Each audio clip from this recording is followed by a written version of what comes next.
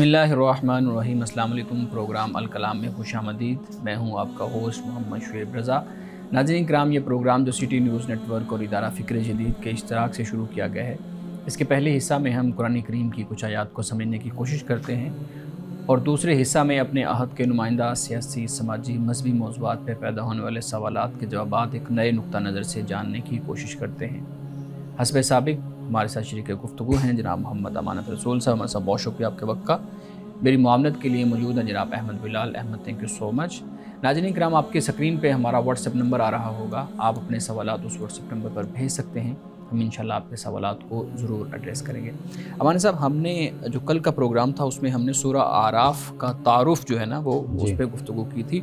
آج ہم نے سورہ اعراف کی جو ابتدائی آیات ہیں ان پہ گفتگو کرنا ہے۔ میں آپ سے گزارش کروں گا اپنے گفتگو کا آغاز کیجیے۔ بسم اللہ الرحمن الرحیم۔ سب سے پہلے تو آیات کا ترجمہ اور پھر اس کے بعد ساتھ ساتھ ہم تفسیر بھی بیان کرتے جائیں گے۔ سورۃ الاعراف کا آغاز الف لام میم صاد حروف مقطعات سے ہوتا ہے۔ کل ہم نے اس حوالے سے یہ بات بیان کی تھی کہ الف لام میم سے بھی صورتیں شروع ہوتی ہیں اور صاد سے بھی، تو گویا کہ اس صورت میں وہ صورتیں کہ جو الف لام میم سے شروع ہو رہی ہیں یا وہ صورتیں جو صاد سے ہیں، ان کے مضامین اس سورۃ الاعراف میں جمع کر دیے گئے ہیں۔ حروف مقطعات کے حوالے سے صرف ایک بات یہاں پہ عرض کرتا چلوں کہ یہ وہ مروج طریقہ تھا مستعمل کہ جو عرب میں موجود تھا، اس لیے جب یہ الفاظ نازل ہوئے تو کسی بھی کافر کی طرف سے یا مشرک کی طرف سے کوئی اعتراض نہیں ہوا، ورنہ کفار و مشرکین کا رویہ یہ ہوتا تھا کہ وہ قرآن مجید کی آیات نازل ہوتی، قیامت کا ذکر ہوتا، آخرت کا ذکر ہوتا، جو بات ان کو سمجھ نہ آتی یا جس کا تعلق علم غیب کے ساتھ ہوتا یا ایمان بالغیب کے ساتھ ہوتا تو وہ تمسخر اڑایا کرتے تھے۔ اب یہ بڑا موقع تھا کہ جب حروف مقطعات نازل ہوئے، اگر ان الفاظ سے ان کو واقفیت نہ تھی اور ان الفاظ کے بارے میں وہ نہ جانتے ہوتے تو وہ ضرور اس پر اعتراض کرتے، لیکن کوئی ایسی روایت، کوئی ایسا حوالہ ہمیں نہیں ملتا کہ حروف مقطعات پر انہوں نے کسی قسم کا کوئی اعتراض کیا ہو۔ تو اس سے یہ بات سمجھ آتی ہے کہ عرب کے معاشرے میں حروف مقطعات لکھنے کا طریقہ، بولنے کا طریقہ یہ رائج تھا، یہ مروج تھا اور وہ لوگ ان الفاظ سے واقف تھے۔ اب اس کے بعد فرمایا الف لام میم صاد کے حوالے سے ایک بات یہ بھی عرض کرتا چلوں کہ ہمارے مفسرین نے یہ لکھا ہے کہ یہ سورت کا نام بھی ہے، یعنی جیسے سورۃ الاعراف ہے، اس کا ایک نام میقات بھی بیان کیا جاتا ہے، اور اس طرح سورت میں جو خاص واقعات ہیں جن کا ذکر ہوتا ہے تو کئی مفسرین کرام ان خاص واقعات میں بیان کردہ جو الفاظ ہوتے ہیں، اسماء ہوتے ہیں، وہ بھی بطور نام کے بیان کرتے ہیں۔ تو جو حروف مقطعات ہیں کہا جاتا ہے کہ یہ سورت کا نام بھی ہے، جیسے الف لام میم ذالک الکتاب لا ریب فیہ ھدی للمتقین، تو الف لام میم سورۃ البقرہ کا ایک نام ہے۔ اب یہاں پہ فرمایا کہ کتاب انزل الیک، کہ یہ وہ کتاب ہے جو آپ کی طرف نازل کی گئی ہے، فلا یکن فی صدرک، آپ کے دل میں کوئی تنگی نہ ہو، گھٹن نہ ہو، یعنی دیک۔ یہاں پر جو لفظ استعمال ہوا وہ حرج کا لفظ ہے، حرج منہ، کہ کسی قسم کا کوئی حرج، کوئی تنگی، کوئی گھٹن اور کوئی دیک آپ کے دل میں، آپ کے سینے میں نہ ہو۔ لتنذر بہ وذکریٰ للمؤمنین، تاکہ آپ اس کے ذریعے سے لوگوں کو ڈراؤ، یعنی آپ علیہ الصلوۃ والتسلیم آپ ڈرائیں، اور وہ ایمان والوں کے لیے جو قرآن ہے، یہ کتاب ہے، یہ ایک یاد دہانی ہے۔ رسول اللہ صلی اللہ علیہ وسلم جب اللہ کا دین لوگوں کے سامنے، کفار اور مشرکین کے سامنے پیش کرتے تھے تو ہم یہ پہلے بات کر کے آئے کہ آپ کا جو مکہ کا زمانہ ہے، یعنی مکی دور ہے، اس کو 4-5 حصوں میں سیرت نگار تقسیم کرتے ہیں۔ یہ جو سورۃ الاعراف کا زمانہ ہے، یہ وہ زمانہ ہے کہ جب ان کے رویے میں شدت آ چکی تھی، یعنی وہ رسول اللہ صلی اللہ علیہ وسلم پر بھی سختی کرتے تھے، آپ کو اذیت بھی پہنچاتے تھے، صحابہ اکرام رضوان اللہ تعالی علیہم اجمعین کو بھی ستاتے تھے، تنگ کرتے تھے، یعنی ایذار ثانی جو تھی اس میں شدت آ گئی تھی۔ یہ وہ زمانہ ہے۔ تو اب اس زمانے میں رسول اللہ صلی اللہ علیہ وسلم ان کے سامنے اللہ کا دین پیش کرتے تو واضح بات ہے جو ان کا رد عمل ہوتا اس سے بھی آپ کو پریشانی ہوتی، آپ کو تکلیف پہنچتی۔ اور دوسرا پہلو یہ تھا کہ آپ مبادا کہ آپ یہ یعنی خیال فرماتے کہ کہیں ایسا تو نہیں کہ جو میں دعوت دے رہا ہوں، جو میں اللہ کا دین پیش کر رہا ہوں، کہیں اس میں تو کوئی کمی بیشی نہیں ہو رہی مجھ سے۔ یہ دو باتیں ہیں کہ جب اللہ تعالیٰ نے رسول اللہ صلی اللہ علیہ وسلم سے فرمایا کہ آپ اپنے دل میں اس حوالے سے کوئی بھی تنگی یا ضیق، کوئی حرج آپ نہ محسوس کیجئے، آپ کی جو ذمہ داری ہے وہ آپ بہت بہتر طریقے سے آپ نبھا رہے ہیں۔ اور پھر یہاں پر ایک بات یہ بھی سمجھتے جائیے کہ جو مومنین ہیں ان کے لیے قرآن نصیحت ہے، ان کے لیے واعظ ہے، تذکیر ہے ان کے لیے، لیکن جو مومنین نہیں ہیں، جو انکار کرنے والے ہیں، ان کے لیے قرآن ایک وارننگ ہے، ان کو خبردار کرتا ہے، ان کو ڈراتا ہے، ان کو یہ بتاتا ہے کہ دیکھو یہ دنیا کی زندگی چند روزہ ہے، اس کے بعد تم نے اللہ کی بارگاہ میں حاضر ہونا ہے اور اپنے اعمال کا جواب دینا ہے۔ تو یہ بات یہاں پر بیان ہوتی ہے تو فرمایا وَذِكْرَىٰ لِلْمُؤْمِنِينَ کہ مومنین کے لیے نصیحت ہے۔ مومنین کے علاوہ جو لوگ ہیں ان کے لیے پھر انذار ہے، ان کو ڈرانا ہے، ان کو خبردار کرنا ہے۔ تو یہاں اس کے بعد پھر فرمایا اتبعوا ما انزل الیکم من ربکم ولا تتبعوا من دونہ اولیاء، کہ اب ایمان والوں سے کہا کیونکہ جمع کا صیغہ ہے تو فرمایا کہ پیروی کرو جو تمہاری طرف تمہارے رب کی طرف سے نازل کیا جاتا ہے یعنی قرآن مجید، ولا تتبعوا من دونہ اولیاء، اور اللہ سبحانہ و تعالیٰ کو چھوڑ کر جو لوگ ہیں، جو اولیاء بنے ہوئے ہیں، جو خامخواہ انہوں نے اللہ کے اختیار ان کے سپرد کرنے کا عقیدہ گھڑا ہوا ہے، تو کہا کہ بھئی ان کی پیروی بالکل نہیں کرنی۔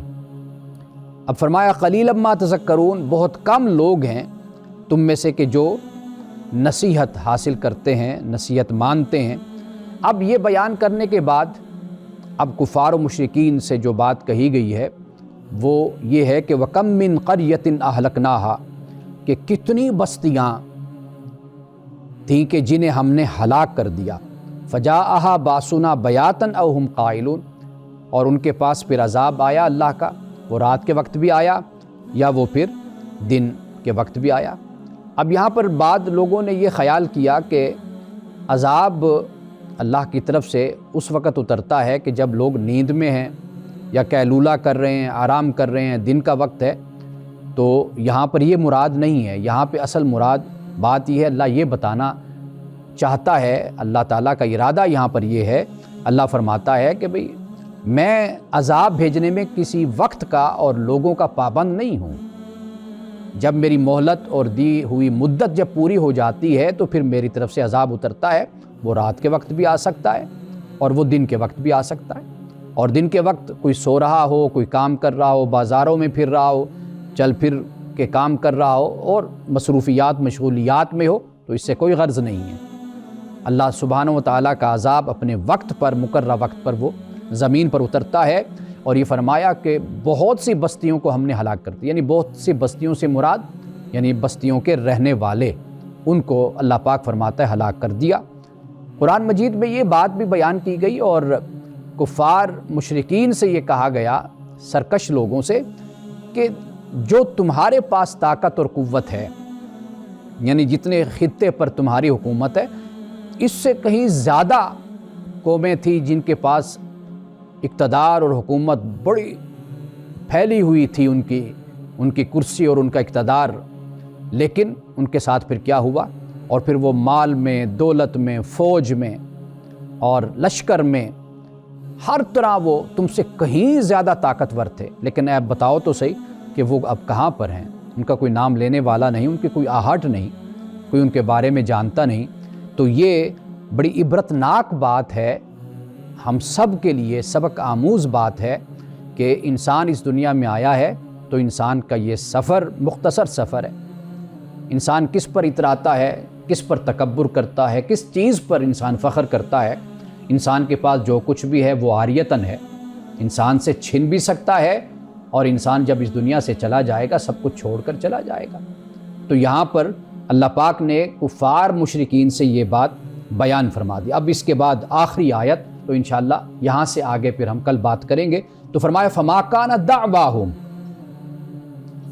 اذ جاءہم بأسنا، کہ پھر جب ہمارا عذاب ان پر آیا تو وہ پھر کچھ نہیں کہہ سکے، یعنی ان کا دعویٰ، ان کی بات، ان کا اعلان، ان کی پکار کچھ نہیں تھی اس کے سوا کہ الا ان قالوا انا کنا ظالمین، کہ انہوں نے کہا کہ بے شک ہم ہی ظالم تھے۔ یعنی پھر جب دیکھا اب عذاب آ گیا، اب نتیجہ ہمارے اعمال کا نکل رہا ہے، تو یہاں پر آ کر پھر انہوں نے یہ کہا کہ ہم ہی ظالم تھے، یعنی جو نتیجہ نکلا ہے ہمارے سامنے آیا یہ ہمارے اعمال ہی کی شامت ہے۔ ناظرین کرام، یہاں وقت ہوا چاہتا ہے ایک بریک کا، ہمارے ساتھ رہیے۔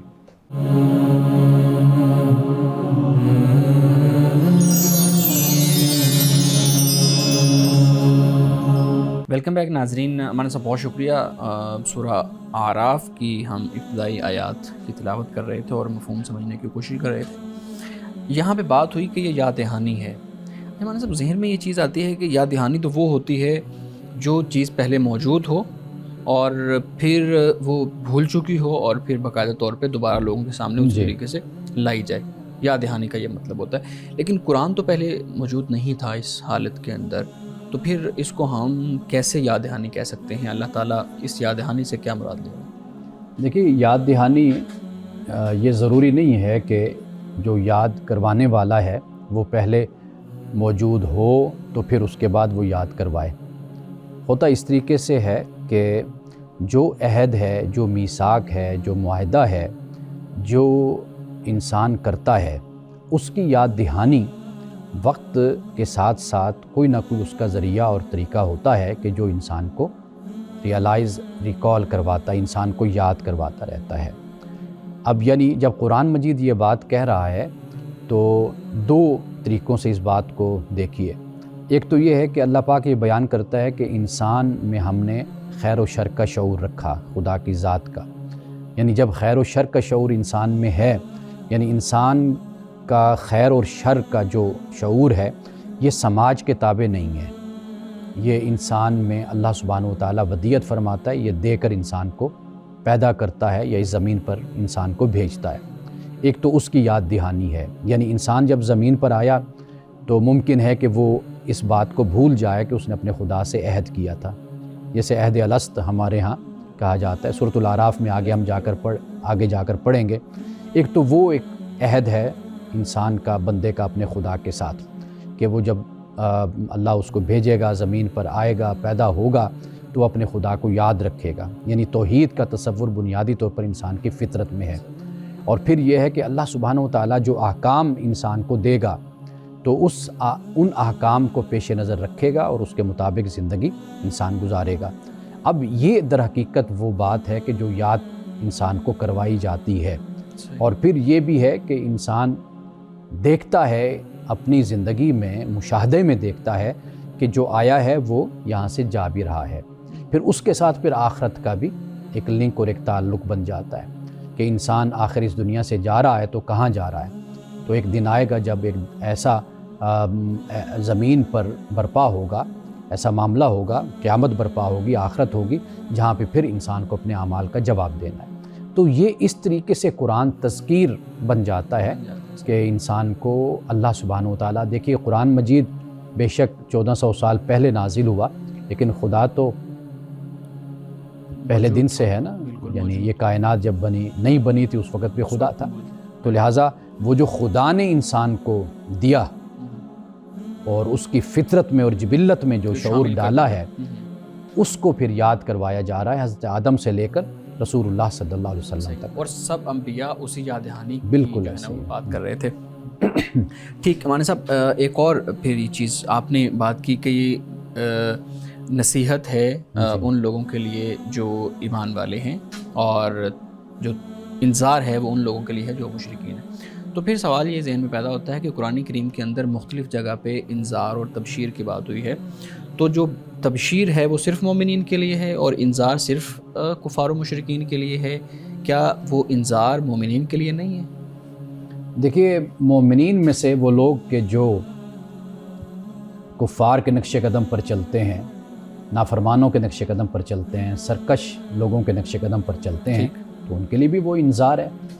قرآن مجید جب بیان کرتا ہے ایمان اور عمل صالح، یہ قرآن کامیابی کی جو شرائط بیان کرتا ہے یہ دو ہیں، ایمان اور عمل صالح۔ اس کو جو بھی پورا کرے گا، کوالیفائی کرے گا، اس کے لیے تبشیر ہے، جو نہیں کرے گا اس کے لیے وہ انذار ہے۔ بالکل صحیح ہے۔ جی حروف مقطعات کی جو بات کی ہے، میں اس حوالے سے پوچھنا چاہتا ہوں، ویسے اس پہ پہلے بھی ہمارے پروگرامز میں باتیں ہو چکی ہیں، لیکن حروف مقطعات آپ کو نہیں لگتا کہ ہمیں بھی اس کا مطلب معلوم ہونا چاہیے تھا، ایگزیکٹ مطلب کیا ہے؟ حالانکہ بہت زیادہ اختلاف پایا جاتا ہے اور اکثر تو یہی سننے کو ملتا ہے کہ اللہ اور اللہ کے رسول بہتر جانتے ہیں۔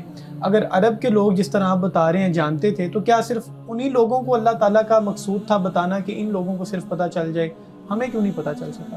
اور اس طرح تو پھر اس کی آفاقیت کے اندر بھی پھر سوال پیدا ہو جاتا ہے کہ کچھ لفظ ایسے ہیں جو صرف عربوں کو ان کا مطلب معلوم ہے۔ دیکھیے بات یہ ہے کہ یہ ضروری نہیں ہے کہ بھئی ہر چیز کو ہم جانیں۔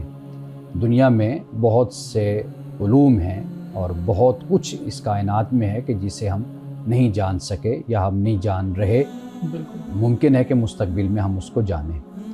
اب یہ ایک آپ اس کو کہہ لیجئے کہ ایک لکھنے کا انداز اور ایک بات کہنے کا انداز ہے، کہ جیسے میں نے ایک دفعہ اس بات کو بیان کیا تھا کہ کئی دفعہ الفاظ جو بیان کیے جاتے ہیں ان کا کوئی معنی نہ بھی ہو، لیکن وہ انسان کو خبردار کرنے کے لیے، متوجہ کرنے کے لیے ہوتے ہیں کہ یہ جو الفاظ آئے ہیں یہ کیوں آئے، اب اس کے بعد کیا آ رہا ہے۔ تو ایک لحاظ سے انسان کو ایکٹیو کرنے کے لیے بھی ان الفاظ کا استعمال ہوتا ہے۔ اور دوسری بات میں آپ کو یہ بتاؤں کہ ابھی تک اس پر پھر تحقیق بھی چل رہی، یہ بھی آپ یوں کہہ لیجئے کہ جسے رسول اللہ صلی اللہ علیہ وسلم نے کہا نا کہ قرآن کے عجائبات ختم نہیں ہوں گے قیامت تک، حضرت علی رضی اللہ تعالیٰ عنہ سے روایت ہے۔ تو آپ دیکھیے کہ انہی الفاظ کی تحقیق کا سلسلہ اب بھی جاری ہے۔ مثال کے طور پر امام حمید الدین فراہی، علامہ حمید الدین فراہی نے اس پر یہ لکھا ہے کہ یعنی کہ ان الفاظ کی ابھی تک یہ تحقیق چل رہی ہے۔ یعنی جیسے آپ دیکھیے کہ الف لام میم صاد ہے، کوئی بھی آپ دیکھ لیجئے، تو وہ کہتے ہیں کہ اگر ہم ابتدائی ان کے رسم کی طرف جائیں، ان کے ترکیب کی طرف جائیں یا ان کے کتابت کی طرف جائیں، تو معلوم یہ ہوتا ہے کہ یہ جو الفاظ ہیں اس سے مراد کوئی نہ کوئی شے بھی مراد ہوتی تھی، یعنی یہ اس چیز پر بھی دلالت کرتے تھے، جس طرح ان کی شکل ہے اسی طرح جیسے مثال کے طور پر تو ہے۔ اب تو کے بارے میں کہا جاتا ہے کہ توحا جو صورت ہے اس میں چونکہ سانپ کا ذکر ہے تو وہ اس کی شکل اس طرح سے ہے، تو کا وہ شکل بن جاتی ہے۔ اسی طرح الف لام میم میں بھی ہے، تو یہ بھی ہے۔ لیکن مجھے یاد پڑتا ہے اور یہ حوالہ ابھی میرے ذہن میں تو نہیں ہے، لیکن حسامی میں طالب علمی کے زمانے میں یہ پڑھا تھا کہ حضرت حسن بصری اس کا معنی مراد لیا کرتے تھے۔ یعنی ہمارے علماء نے تو کہا نا کہ یہ اللہ اور اس کا رسول جانتا ہے، لیکن بہت سے علماء امام ایسے بھی ہیں کہ جنہوں نے اس سے معنی مراد لیا ہے، کہ یعنی کہتے ہیں ایسا نہیں ہے کہ اس کا معنی کسی کو بھی، یعنی سب یہ بیان کرتے ہیں کہ اس کا کوئی معنی نہیں ہے، معنی نہیں ہے۔ بہت سے اسکالر کہتے ہیں کہ یہ ہے، اسکالرز ہیں جو اس کا معنی بھی مراد لیتے ہیں۔ لیکن یہ کہ یہ خام خواہ کی مشق ہے، آپ کو قرآن مجید ہدایت ہے، تذکیر ہے، جو وہ مقصد ہے وہ پورا ہو رہا ہے، آپ اس پر توجہ کریں۔ جی بالکل ٹھیک ہے۔ اچھا مان صاحب، ایک اور چیز بھی ہمیں جب اس صورت کو پڑھ رہا تھا اور میں مختلف تفاسیر دیکھ رہا تھا تو ایک سوال بڑا انٹرسٹنگ میرے سامنے آیا۔ کہتے ہیں جی کہ جو قرآن پاک میں جو انذار ہے اس کا جو رنگ ہے وہ تبشیر کے مقابلے میں بہت زیادہ غالب ہے، تبشیر کم ہے اور انذار بہت زیادہ جو ہے نا ہمیں ملتا ہے۔ اور اس پہ پچھلے دنوں ہماری بحث بھی سوشل میڈیا پہ بہت زیادہ جو ہمارے علماء ہیں، اسکالرز ہیں، ان کی ہو رہی تھی۔ تو آپ بتائیے گا کہ یہ والا جو معاملہ ہے، یہ والا جو اعتراض ہے کہ قرآن کے اندر انذار کے تبشیر کے مقابلے میں انذار کا جو رنگ ہے وہ غالب ہے، اور اس سے یہ فیل آتی ہے کہ شاید قرآن ایک جو ڈرانے والی یا خوف پیدا کرنے والی کتاب ہے۔ دیکھیے انذار اور تبشیر قرآن مجید میں جو یہ کہا گیا نا، جیسے آپ نے نقل کیا کہ انذار زیادہ ہے اور تبشیر کم ہے، لیکن اسی بات کو اگر ہم پیش نظر رکھیں، نیکی جو ہوتی ہے نا وہ تھوڑی لیکن اثر انداز ہوتی ہے، مؤثر ہوتی ہے۔ بالکل ٹھیک۔ برائی جو ہے وہ ایک بھوسے کی طرح ہے، یعنی وہ دکھنے میں بہت زیادہ لیکن اس کا اثر کم ہوتا ہے، انسان اس کی قید سے کہہ لیجیے، اس کے سحر سے انسان نکل آتا ہے برائی کے۔ صحیح۔ جو نیکی کوالٹی میں جو چیز ہوتی ہے نا، اللہ تعالیٰ نے اس میں اس حکمت کو بیان کر دیا ہے کہ کام کوالٹی میں ہونا چاہیے۔ جو نیکی کا کام ہے وہ تھوڑا ہو اور وہ کوالٹی میں ہو، وہ اللہ کے ہاں زیادہ مقبول اور زیادہ پسندیدہ ہوتا ہے۔ اور جو انذار جیسے بیان کیا کہ بھئی وہ طبقہ جیسے کفار ہیں، مشرکین ہیں، اہل کتاب ہیں، یا فساق و فجار ہیں، یا سرکش ہیں، ان کا ذکر قرآن پاک میں ہمیں زیادہ ملتا ہے۔ تو یہ برائی کے بہت سے طریقے اور راستے ہیں، اور اس وقت جو راستہ تھا یا اس وقت جو ماحول تھا اس کے مطابق قرآن پاک نے اس کو بیان کیا۔ لیکن ایک میسج ہمیں یہ ملتا ہے کہ نیکی جو ہے وہ کوالٹی میں ہے، تھوڑی ہے، یعنی دکھنے میں تھوڑی ہے لیکن اس کا اثر زیادہ ہوتا ہے۔ صحیح۔ لیکن اس کے مقابلے میں جو برائی ہے وہ آپ کو بھوسے کی صورت میں ایک غیر ضروری طور پر اس کا وجود آپ کو زیادہ نظر آئے گا۔ تو اس لیے قرآن مجید نے اگر حکمتاً ہم دیکھتے ہیں تو ہمیں یہ پہلو سامنے آتا ہے۔ جی بالکل ٹھیک۔ ناظرین کرام، یہاں وقت ہوا چاہتا ہے ایک بریک کا، ہمارے ساتھ رہیے۔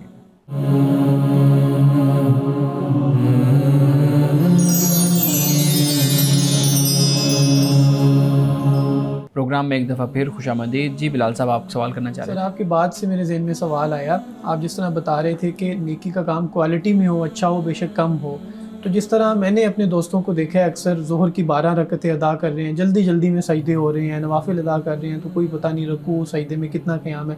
تو اس سے پھر یہ ہم اخذ کر سکتے ہیں کہ بہتر ہے کہ ہم 4 رکعت ادا کر لیں لیکن اچھی طرح خشوع و خضوع کے ساتھ ادا کریں۔ ہم عبادت کرتے ہیں، ہمارا مقصد کیا ہے، کس کے لیے کرتے ہیں؟ خوشنودی۔ واضح بات ہے کہ اللہ رضا کی کے لیے۔ خوشنودی کے لیے، اللہ کی رضا کے لیے۔ اب اللہ کا ہم سے تقاضا کیا ہے؟ بندگی عبادت۔ اللہ کا تقاضا ہم سے یعنی یہ ہے کہ ہم جتنی بھی عبادت کریں اس کو اچھے طریقے سے خشوع خضوع کے ساتھ اور توجہ کے ساتھ ہم اس کو ادا کریں۔ جی یہ اللہ سبحانہ و تعالیٰ کا ہم سے تقاضا اور مطالبہ ہے۔ اللہ کو اس سے کوئی غرض نہیں ہے کہ آپ 10 رکعتیں پڑھ رہے ہیں، 20 پڑھ رہے ہیں، 50 پڑھ رہے ہیں۔ اللہ کو اس سے غرض ہے کہ آپ جو پڑھ رہے ہیں وہ کس کوالٹی کے ساتھ اور کس مقدار کے ساتھ اور کتنے اس میں رنگ بھر کر آپ اس کو ادا کرتے ہیں۔ یہ سب سے اہم بات ہے۔ مثال کے طور پر ہمیں ایسی بہت سی روایات ملتی ہیں کہ جہاں رسول اللہ نے صحابہ کو اسی بات کی تلقین فرمائی کہ تھوڑی عبادت کرو لیکن اچھا اور تسلسل کے ساتھ اس کو کرو۔ اسی طرح ایک شخص ہے، اس کے پاس بہت ڈھیر ساری دولت ہے، جی وہ خرچ کرتا ہے لیکن اس میں دکھاوا ہے، اس میں بناوٹ ہے، تصنع ہے، نمائش ہے۔ ایک وہ شخص ہے کہ جو بالکل تھوڑی سی ایک کھجور کو خرچ کرتا ہے لیکن وہ بڑے تقویٰ کے ساتھ، بڑی پرہیزگاری کے ساتھ کر رہا ہے۔ تو اب آپ خود دیکھ لیجئے کہ وہ کروڑوں خدا کی نظر میں اجر کا باعث نہیں بنتے، اللہ کی نظر میں یہ ہے کہ جو ایک کھجور دے رہا ہے۔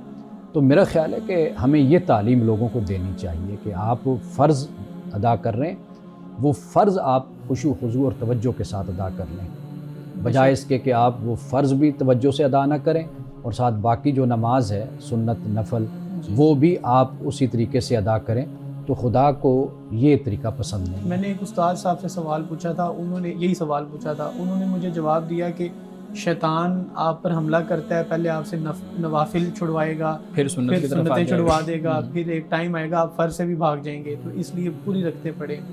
تو یہ بڑی کنفیوژن پیدا ہو گئی ہے کہ اب ہم وہ پوری رختوں والوں کو فالو کریں، لیکن میں نے تو یہ آبزرو کیا ہے باقاعدہ طور پر خود میں بھی، دوستوں میں بھی، کہ جب پوری پڑھتے ہیں تو بڑی جلدی جلدی پڑھتے ہیں، سمجھ بھی نہیں آتی۔ خاص طور پہ عشاء کی جو نماز ہے وہ رکھتے ہیں۔ جو بالکل اس میں پھر نیند بھی آ رہی ہوتی ہے، آج کل ٹھنڈ بھی ہے، تو دیکھیے استاد جو ہوتا ہے نا، اس کا اپنا ایک حکیمانہ طریقہ ہوتا ہے جی طلباء کو بات سمجھانے کا، والدین کا ایک طریقہ ہوتا ہے۔ وہاں پر پھر یہ ضروری نہیں ہوتا کہ بھئی آپ کو کیا کرنا چاہیے اور کیا حکم ہے، وہاں پر پھر یہ چیز دیکھی جاتی ہے کہ اس بچے کی تربیت کا تقاضا کیا ہے۔ جی اب یعنی بچوں کو اگر یہ کہا جائے کہ آپ سنتیں نفل سب چھوڑ دیں، فرض پڑھیں، تو وہ پھر بچے اس فرض سے بھی کئی دفعہ نکل جاتے ہیں، وہ اس پر بھی توجہ نہیں کر رہے ہوتے۔ تو کئی دفعہ حکیمانہ انداز ہوتا ہے، جیسے رسول اللہ صلی اللہ علیہ وسلم کے پاس صحابہ آتے تھے، کسی کو آپ کچھ تلقین فرماتے، کسی کو کچھ تلقین فرماتے، وہ ایک اپنی جگہ پر ہے، لیکن اس کو ایک حکم یا اصول بنا کر اگر آپ پیش کر دیتے ہیں اور کہتے ہیں جی ہر صورت میں آپ نفل اور سنتیں اور یہ سارا اہتمام کریں پھر فرض بھی پڑھیں. تو یہ اصول اور یہ قاعدہ بنانا یہ درست طریقہ نہیں ہے. لیکن انڈیویجولی اگر کسی سے انسان بات کرتا ہے, استاد شاگرد کو دیکھتا ہے کہ بھئی اس کو اگر میں نے یہ کہہ دیا تو یہ تو بالکل ہی نکل جائے گا, تو وہ کہتے ہیں نہیں بیٹا آپ نے یہ پڑھنا ہے. تو یہ ایک میرا خیال ہے کہ یہ حکمت کے تحت یہ معاملہ ہے, اس کا پھر یعنی فرض سے یا اللہ کے حکم سے پھر تعلق نہیں ہوتا اس جی بالکل ٹھیک ہے. مولانا صاحب ہم اپنے ناظرین کے سوالات بھی ہر پروگرام میں لیتے ہیں. میں آپ کے سامنے سوال رکھتا ہوں, پوچھتے ہیں جی کہ اگر انسان کے جو پیشاب کے قطرے ہیں وہ گرتے ہوں ایک بیماری کی صورت میں یا بیماری کی حالت میں, تو کیا اس صورت میں نماز ہو سکتی ہے یا نہیں ہو سکتی؟ غالباً وہ پوچھنا چاہ رہے ہیں کہ وضو کا معاملہ پھر کیا ہوگا. دیکھیے یہ اس کے لیے ایک لفظ فقہ میں ہم نے پڑھا تھا سلسل بول کا. یہ ایک بیماری ہوتی ہے کہ انسان وضو کر لیتا ہے یا پیشاب کر کے آتا ہے تو وہ قطرے نکلتے رہتے ہیں. تو اس کا سمپل اور سادہ جو حل ہے وہ یہ ہے کہ آپ ایک نماز کا آپ وضو کرتے ہیں نا, ایک نماز کے لیے وضو کر لیتے ہیں, تو اب آپ جو وضو کر لیا آپ نے اس سے فرض نماز پڑھی, دوسری فرض نماز تک آپ جو بھی عبادت کرنا چاہتے ہیں آپ اسی وضو کے ساتھ عبادت کر لیں. اچھا. لیکن جب نیا وقت آئے گا نئی نماز کا ہوگا تو اس کے لیے پھر آپ وضو کر لیں گے, اور پھر وضو کر لیں گے. پھر بے شک جو ایسا کوئی معاملہ رہتا ہے سلسل بول کا تو پھر وہ چلتا رہے گا, ٹھیک ہے اپنی جگہ پر. لیکن یہ ہے کہ پھر جب اگلی نماز کا وقت ہوگا تو اس سے پہلے پھر وضو کر لیا جائے گا. جی بالکل ٹھیک ہے. جی بلال صاحب.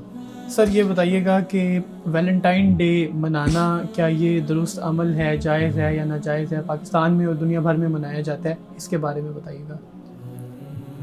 بنیادی بات یہ ہے کہ اگر آپ اپنے رشتوں سے جی اپنی محبت کا اظہار کرتے ہیں تو اس پر تو کوئی پابندی اسلام میں نہیں لگاتا. کوئی ایسی بات نہیں ہے اس میں کہ آپ اپنی بیوی ہے, آپ کی والدہ ہے, آپ کے بہن بھائی ہیں, آپ ان کے ساتھ محبت کا اظہار کرتے ہیں تو اس پر کوئی پابندی نہیں ہے. آپ صرف پھول کیا آپ ان کے لیے تحائف لے کر جاتے ہیں, گفٹ دیتے ہیں, سالگرہ ہوتی ہے, کوئی خوشی کا موقع ہوتا ہے آپ دیتے ہیں, تو اس پر کوئی پابندی نہیں, کوئی قدغن نہیں ہے. لیکن جس طرح کا کلچر بنتا چلا جا رہا ہے تو یہ بالکل ناپسندیدہ رویہ اور کلچر ہے کہ جس میں آپ دیکھ لیجئے اب تو ایسے ایسے الفاظ سننے کو ملتے ہیں جو آج سے 2-4 سال پہلے ہم نے کبھی نہیں سنے تھے. تو یہ جو ایک کلچر ہم رواج دے رہے ہیں تو یہ اس سے جو نتائج پیدا ہو رہے ہیں وہ ہم اپنی سوسائٹی میں ان کو اپنی آنکھوں سے دیکھ رہے ہیں. ہماری کچھ اقدار ہیں, کچھ ہماری ویلیوز ہیں, ان کا خیال کرنا ہر حال میں لازم اور ضروری ہے. آپ کو دین وہاں پر آپ کی رہنمائی کرے گا اور آپ کو بتائے گا, خبردار کرے گا جہاں پر آپ عقیدے کے حوالے سے کوئی خرابی پیدا کریں گے جی, یا آپ اخلاقی حوالے سے کوئی خرابی پیدا کریں گے تو وہاں پر دین پھر آپ کو مطلع کرے گا, خبردار کرے گا کہ یہ جو آپ کا عمل ہے یہ اللہ کے دین کے خلاف. یہ اس کے لیے میں کہہ رہا ہوں کہ جو خود کو مسلمان کہتا ہے, خود کو مومن کہتا ہے اور اسلام سے جس کا تعلق ہے, یعنی جو اس دائرے میں آ جاتا ہے اس کے لیے ہیں. بلال صاحب مجھے اجازت دیں کہ میں ایک سوال کر لوں. مولانا صاحب ہم نے دیکھا ہے, ہم جب یونیورسٹی میں تھے تو ایک بڑی انٹرسٹنگ چیز ہم نے دیکھی کہ ایک طرف ویلنٹائن ڈے جو ہے نا وہ سیلیبریٹ کیا جا رہا ہے, دوسری طرف حیا مارچ کی جو ہے نا وہ ایک تحریک چل رہی ہے, اور یہ دونوں ایک دوسرے کے مقابل کھڑا کر دیا. اب ایسے لگتا ہے جیسے اسلام اور کفر کی کوئی مسئلہ پیدا ہو گیا ہے, اور ہر طرف ہم دیکھتے ہیں کہ اشتہارات بھی لگے ہوئے ہیں, سوشل میڈیا پہ بھی یہ کمپین چل رہی ہیں, ایون یونیورسٹیز کے اندر بھی یہ معاملہ چل رہا ہے. یہ جو معاملہ ہمارے ہاں مقابل کھڑا کرنے والا ہے, ایک تو یہ کیوں ہے, اور پھر آپ کیا مشورہ دیں گے, حیا مارچ کی ضرورت ہے یا نہیں؟ پہلی بات تو یہ ہے کہ یہ جو ویلنٹائن ڈے ہے یہ ایک مغرب کے کلچر کا حصہ ہے, اور وہاں پر آپس میں گرل فرینڈ ہوتے ہیں, بوائے فرینڈ ہوتے ہیں, ان کا ایک آپس میں سماج کا وہ وہاں پر وہ اس چیز کو معیوب بھی نہیں خیال کرتے. ٹھیک. تو اگر ہم اس طرح کا کلچر اپنے ہاں تعلیمی اداروں میں رواج دیں تو اس سے بڑے مسائل پیدا ہوئے بھی ہیں, اور ہم دیکھتے ہیں وہ مسائل ہمیں نظر آ رہے ہیں اس وقت اپنی سوسائٹی میں. اب جہاں تک دوسرے طبقے کی بات ہے, ان کو ہمیشہ حکمت کے ساتھ ہی خدا کا دین پیش کرنا چاہیے. یہ جو ہم ضد بضد اور مقابلے بازی میں جو ہم کام کرتے ہیں اس کے نتائج کبھی بھی بہتر سامنے نہیں آتے, اس لیے کہ اسلام زبردستی نہیں کسی کے ساتھ جبر کی تعلیم نہیں دیتا. اسلام یہ تعلیم دیتا ہے کہ آپ دوسرے کے دل میں محبت کو پیدا کریں، دوسرے کے دل میں قدر کو پیدا کریں، توجہ کو پیدا کریں، وہ پھر آپ کی بات سننے کی طرف راغب ہوتا ہے، پھر وہ عمل بھی کرتا ہے۔ صحیح۔ یہ جو ضد بضد والا معاملہ ہوتا ہے، یہ اصل میں طاقت اور قوت کا ایک ٹکراؤ اور ایک تصادم سا بن جاتا ہے کہ آپ کہتے ہیں کہ بھئی ہماری یہ ہماری یونیورسٹی ہے، ہمارا جامعہ ہے، ہمارا تعلیمی ادارہ ہے، ہم چونکہ مسلمان ہیں اور ہم اس ثقافت اور کلچر سے، تہذیب سے ہمارا تعلق ہے، تو لہٰذا ہم اس کو زبردستی نافذ کریں گے اور جبراً ہم لوگوں کو اس سے منع کریں گے۔ ایک تو اللہ سبحانہ و تعالیٰ کی طرف سے ہمیں اس کا کوئی اختیار ہمارے پاس نہیں ہے، یعنی جبراً منع کرنے کا، روکنے کا کوئی بھی ہمارے پاس اس کا اختیار نہیں ہے۔ قرآن پاک نے جو بیان کیا ہے، ہاں یہ ہے کہ اگر تعلیمی ادارہ، اس کی انتظامیہ اور وہاں جو مشینری کام کر رہی ہے، اس کی پھر ذمہ داری بنتی ہے کہ وہ یہ دیکھے کہ اسلامی اقدار، اخلاقی اقدار اور ویلیوز آیا کہ اس کی پامالی تو نہیں ہو رہی، تو وہ اس نہج پر، اس منہج پر اپنی یونیورسٹی کے ماحول کو بنائے۔ جی۔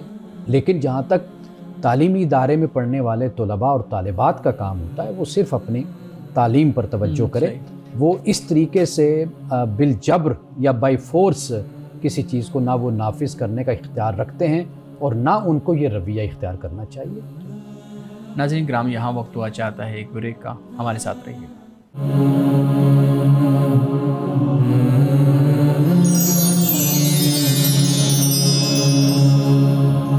پروگرام میں ایک دفعہ پھر خوش آمدید۔ جی بلال۔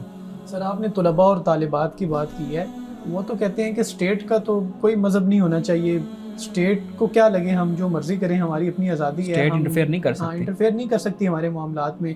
تو ایک تو یہ سوال ہے، آپ اس کا جواب دیجئے، پھر میرا ایک اور سوال بھی اسی سے اب دوسرا سوال بھی پوچھ لیں ساتھ۔ جی، دوسرا سوال یہ ہے کہ اب میں نے لاسٹ ٹائم بھی دیکھا، ایک وہ نمبرز میرے سامنے آ رہے تھے کافی، کہ پاکستان میں ویلنٹائن ڈے پر کپلز کے لیے بہت سارے ہوٹل رومز بک ہوئے، اور آپ جب دیکھتے ہیں پھولوں کی وہ جو دکانیں ہوتی ہیں، ان پہ بھی بہت زیادہ لوگوں کا آنا جانا لگا رہتا ہے، خاص طور پہ ان میرڈ جو گرل فرینڈ بوائے فرینڈ کا ریلیشن اب آپ کہہ لیں۔ تو سوال یہ ہے کہ کیا ایسے لوگوں کو ہوٹل رومز کرائے پر دینا، کیا وہ دینے والوں کے لیے جائز ہوگا، ناجائز ہوگا، ان کو کوئی گناہ ملے گا یا نہیں ملے گا؟ یا جو لوگ پھول بیچ رہے ہیں ان کا، تو یہ سارے لوگ ہیں جن کی طرف سے یہ سوال ہے، کیا ان کو کوئی گناہ مل رہا ہوگا یا نہیں ملے گا؟ اچھا، جو آپ کا پہلا سوال ہے، اسٹیٹ کا کوئی ریلیجن نہیں ہونا چاہیے، لیکن بات یہ ہے کہ آپ جس گھر میں رہتے ہیں اس کا کوئی ریلیجن ہوگا، ماں باپ کا، بالکل، اور آپ اس ماحول سے باہر نکلیں گے، جائیں گے، تو وہاں پر بھی کوئی آپ کو ایک ایسے کلچر میں یا ایسی تہذیب میں آپ رہتے ہیں جہاں پر اکثریت مسلمانوں کی ہے، جی، تو وہاں پر بھی کوئی نہ کوئی تو چال چلن، کوئی ڈھنگ طریقہ ہوگا، اور آپ خود اس بات کے مدعی ہیں کہ آپ مسلمان بھی ہیں، اعلان بھی کرتے ہیں۔ تو ایک تو اس بات کی طرف توجہ کرنی چاہیے کہ انسان ان باتوں سے بچے کہ جس سے بچنے کا کہا گیا ہے، اور وہ کام کرے کہ جس کام کا اللہ نے حکم دیا، رسول اللہ صلی اللہ علیہ وسلم کی سیرت ہماری رہنمائی کرتی ہے۔ تو بحیثیت ایک فرد کے، ایک مسلمان ہونے کے، کچھ ہماری ذمہ داریاں بھی تو عائد ہوتی ہیں نا۔ یہ تو علیحدہ ٹاپک ہے کہ ریلیجن کا مذہب ہے یا نہیں ہے، یا ہونا چاہیے یا نہیں ہونا چاہیے، لیکن اسٹیٹ وہاں پر تو مداخلت کرے گی نہیں جہاں پر کوئی بے امنی ہوگی، جہاں پہ کچھ انتشار پیدا ہونے کا خطرہ ہوگا یا انتشار پیدا ہوگا، تو وہاں پر تو ریاست کچھ نہ کچھ تو مداخلت کرے گی۔ ہمارے ساتھ لڑکا اور لڑکی الگ کہیں پہ جاتے ہیں، ان کی درمیان شادی اس سے نہیں آگے چلتے ہیں نا۔ ابھی دوسرا سوال آپ کا، اسٹیٹ تو دکانیں بھی بند کروا دیتی ہے، پھولوں کی ریڑیاں الٹا دیتی ہے۔ اچھا، جو دوسرا آپ کا سوال ہے اسی میں آپ ہی کا یہ بات شامل ہو جائے گی۔ ہمارا جو کام ہے نا، ہم بیٹھے ہوئے ہیں، ہمارا کام یہ ہے کہ ہم لوگوں کو دین بتائیں، سکھائیں، نصیحت کریں، دعوت دیں، یہ بنیادی طور پر ہمارا کام ہے۔ باقی لوگوں کا جو معاملہ ہے، ان کا کریکٹر، ان کا کردار، وہ اللہ کی بارگاہ میں اپنے اعمال کا جواب دینے والے ہیں۔ ریاست، اسٹیٹ وہاں پر مداخلت کرے گی جہاں پر کوئی بے امنی کی صورت بنے گی، جہاں پر فرد کے حقوق کو پامال کیا جائے گا، جہاں پر انسان کی جان، مال، عزت، آبرو کا سوال اٹھے گا، وہاں پر ریاست مداخلت کرے گی۔ باقی جو معاملات ہوتے ہیں نا، وہ ان کا تعلق ہوتا ہے کہ ہم لوگوں کو سمجھائیں، نصیحت کریں۔ میرے ہاتھ میں کوئی طاقت نہیں ہے، میرے پاس اتنا اختیار ہے کہ میں لوگوں کو دین کی طرف دعوت دوں، دین کی طرف بلاؤں، یہ میرا کام ہے۔ وہ مجھے سر انجام دینا چاہیے. لیکن جب میں اپنے حدود سے باہر نکل کر ایک خدائی فوجدار بن کر جی میں اپنا کردار ادا کرتا ہوں تو یہ بھی ایک دوسری انتہا ہو جاتی ہے, ایکسٹریم ہو جاتی ہے, جس سے معاشرے میں پھر مسائل جنم لیتے ہیں, پھر مسائل پیدا ہوتے ہیں. یعنی میں بھی تو تجاوز کر رہا ہوں نا اپنے اختیار سے. بالکل. اب علامہ ابن قیم نے ایک جگہ یہ لکھا ہے کہ برائی جتنی پھیلی ہے امر بالمعروف والنہی عن المنکر کے غلط تصور سے, بالکل. اتنی برائی خود برے لوگوں کی وجہ سے نہیں پھیلی. یعنی جب امر بالمعروف والنہی عن المنکر کو میں سمجھ نہیں پا رہا, میں سمجھتا ہوں بس میری اب یہ ذمہ داری بن گئی ہے کہ یہ ہو رہا ہے تو لہٰذا میں ڈنڈا لے کر چلا جاؤں اور میں روکوں جا کر. نہیں, ایسا نہیں ہے. میری جو ذمہ داری بنتی ہے ایز اے عالم, اسکالر, دین کے طالب علم کے, کہ میں لوگوں کی اصلاح کا کام کروں, لوگوں کو دین کی طرف متوجہ کروں, ان میں خدا کا خوف پیدا کروں, ان کو دین سمجھاؤں, ان کے اخلاق کو بہتر کروں, تزکیہ کی تعلیم دوں, تقویٰ بتاؤں ان کو. یہ میری ذمہ داری ہے. باقی ریاست کی اپنی حدود ہیں کہ ریاست جو بھی کرنا چاہتی ہے وہ اپنے معاملات, ماحول, حالات کو دیکھ کر وہ فیصلہ کرتی ہے. صحیح. سر ایک یہ بتائیے گا کہ عالم کی صحبت میں بیٹھنا, اس بارے میں روایات میں ملتی ہیں, سنا ہے کہ ایک عابد کی جو 70 سالہ عبادت ہے اس سے یہ بہتر ہے, تو اس بارے میں آپ بتائیں. دیکھیے ایسی روایات کی کوئی حیثیت نہیں ہے, یہ کوئی سند نہیں ہے ان کی. بس اتنی سی بات ہے کہ ایک عالم کے پاس بیٹھنا, جی اس میں کوئی شک نہیں ہے کہ وہ ایک شخص بیٹھ کر اکیلا کوئی کتاب پڑھتا ہے اور اکیلا بے استاذہ ہوتا ہے. اگر ایک شخص کسی عالم کے پاس بیٹھتا ہے, اسے اپنا استاد مانتا ہے, تو اس کا یہ سفر سمٹ جاتا ہے. یعنی آپ سالہ سال مسائل کو سمجھنا چاہتے ہیں, اخذ کرنا چاہتے ہیں, آپ پڑھتے ہیں, لیکن آپ کو کئی چیزیں سمجھ نہیں آتی. لیکن استاد کا ایک جملہ ہوتا ہے, ایک نکتہ ہوتا ہے, وہ آپ کے کئی سالوں اور کئی دنوں کے سفر کو سمیٹ کر آپ کو نتیجتاً ایک بات سمجھا دیتا ہے. بالکل صحیح. سر ایک شخص کرائے کے گھر میں رہ رہا ہے, اب اس کرائے کے گھر پہ چوری ہوتی ہے, چور اس گھر کا بھی سامان کئی چیزیں اٹھا کے لے جاتے ہیں, تو وہ جو گھر کا سامان اٹھایا گیا ہے وہ جو مالک مکان ہے وہ خود اس کا ذمہ دار ہوگا یا کرایہ دار کو اس سامان کی قیمت ادا کرنی پڑے گی؟ دیکھیے واضح بات ہے کہ جب اس نے اپنا مکان ہینڈ اوور کر دیا مالک نے اور کہا کہ اب آپ اس پورشن میں آپ آل ان آل ہیں, جی یہ جو چیزیں ہیں جو میری مکان کے اندر موجود ہیں یہ ساری آپ ہی کی حفاظت میں ہیں, یہ سب کچھ کرائے نامے پر لکھا جاتا ہے. جی اگر آپ دیکھیں نا, تو اس لیے جب ایسا کوئی معاملہ ہوگا تو ذمہ دار پھر کرائے دار ہوگا. مولانا صاحب آج کی حدیث مبارکہ بیان کیجیے گا. آج کی حدیث حضرت سہل رضی اللہ تعالی عنہ سے روایت ہے. کہتے ہیں کہ رسول اللہ نے فرمایا صلی اللہ علیہ وسلم, جنت میں ایک کوڑے جتنی جگہ, یعنی کوڑا جہاں ڈالا جاتا ہے, دنیا اور اس میں جو کچھ ہے سب سے بہتر ہے. اللہ کے راستے میں صبح کو یا شام کو تھوڑا سا چلنا بھی دنیا اور اس میں جو کچھ ہے اس سے بہتر ہے. یعنی آپ اندازہ کیجئے کہ جنت میں جو کوڑا ڈالنے کی جگہ ہے, یہ بات بطور مثال آپ علیہ الصلوۃ والتسلیم نے ہمیں سمجھائی ہے کہ وہ جو ایک معمولی سی جگہ ہوتی ہے وہ جگہ بھی جنت کی اس دنیا اور دنیا میں جو کچھ ہے اس سے کہیں زیادہ خوبصورت بھی ہے اور اس سے بہتر بھی ہے. ناظرین کرام, اس دعا کے ساتھ اپنے پروگرام کا اختتام کریں گے. اللہ رب العزت حسن کلام اور تاثیر کلام عطا فرمائے, ہماری زبان کے گروں کو کھول دے اور سننے والوں تک خیر کا پیغام پہنچے. اجازت دیجیے, خدا حافظ.